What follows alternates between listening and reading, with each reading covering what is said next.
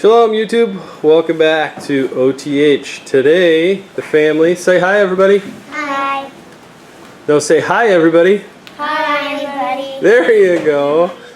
Today we're going to be doing lacto fermentation as a form of canning. So we've got some beautiful cucumbers that we grew in our little rock garden. And we just washed our canning jars and we're going to put them in the oven to sterilize them before we get started. And here's a good tip, is whenever you have a box for your canning jars, always make sure you save the box, because it protects your jars and it's a good way to store them. You just have to remember to wash them when you take them out. So there's that. And then one of our neighbors, Mr. Rick, blessed us with a whole, like a half a bushel of peppers, and so we're going to lacto ferment these as well, and we're going to make like a form of gardenia with these. Put some red pepper in there and some spicy pepper along with them, so they got a little bit of pop to them. And so that's what we're doing today on the homestead, and we'll be back in a minute to show you how we're doing it. Say goodbye everybody. Goodbye. Say goodbye everybody. Goodbye everybody. Okay, so here we have our salt, and we're going to make a brine. And so after we cut up the peppers and the cucumbers, we're going to just ladle the brine in there. And so we have 1 gallon of water here in the pot, and we're going to bring it up to temperature so that it will dissolve the salt faster and easier.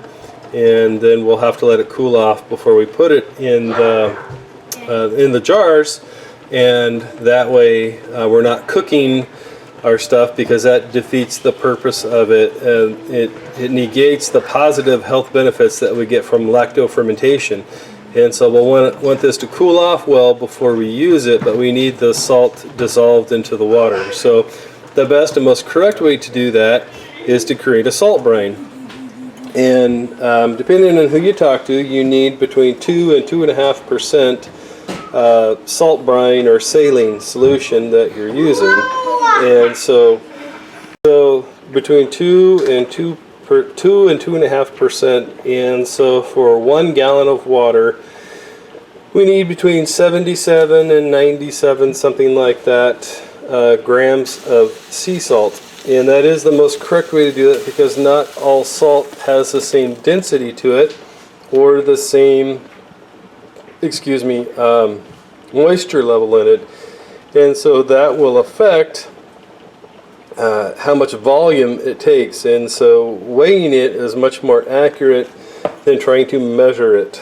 And so you can see here we have 97 grams of sea salt that we're going to be dissolving into our water. So here we go with our sea salt, and we're just gonna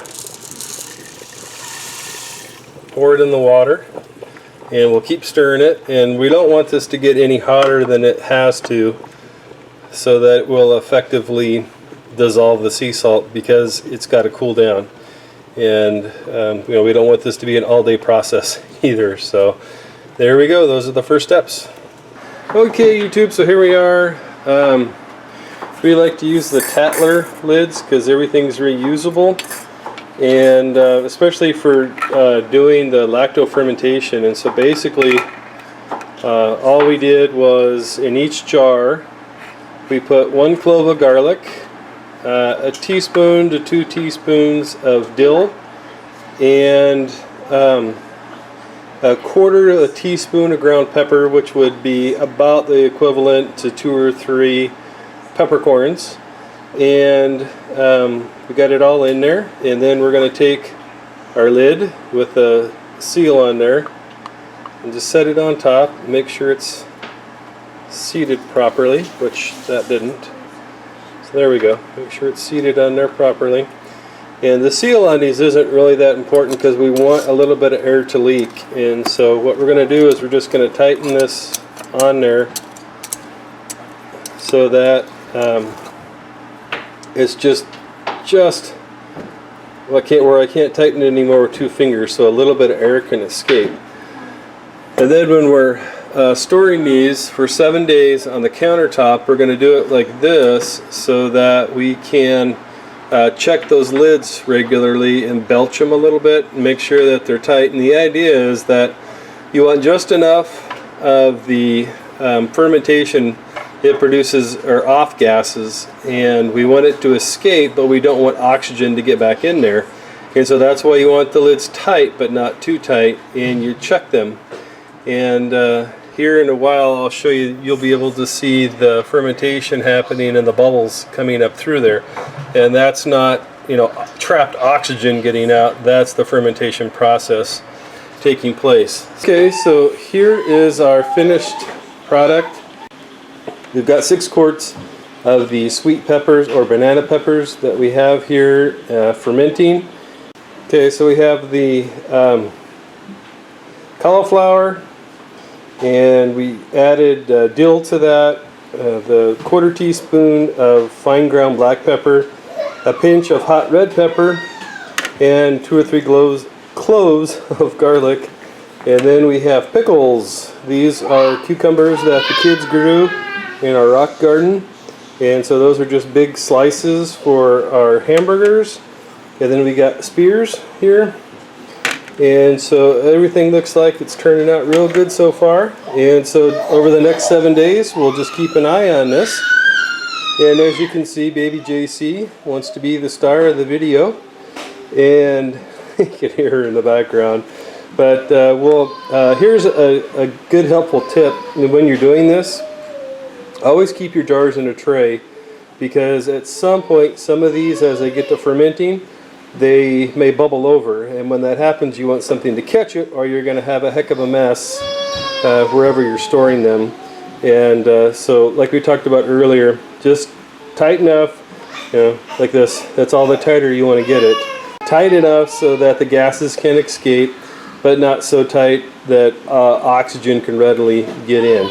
And then every couple of days you'll want to just kind of burp these, which just means you know, loosen it a little bit and make sure that you're not building pressure in them, especially if you don't have an air-conditioned house where, you know, some days it might be 90+ degrees in your house. You'll especially want to do that because unfortunately these, you know, if they get too hot and they're sealed too tight, they will explode.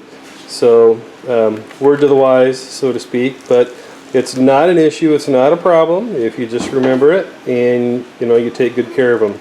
So there we are, there's our lacto fermentation for the day.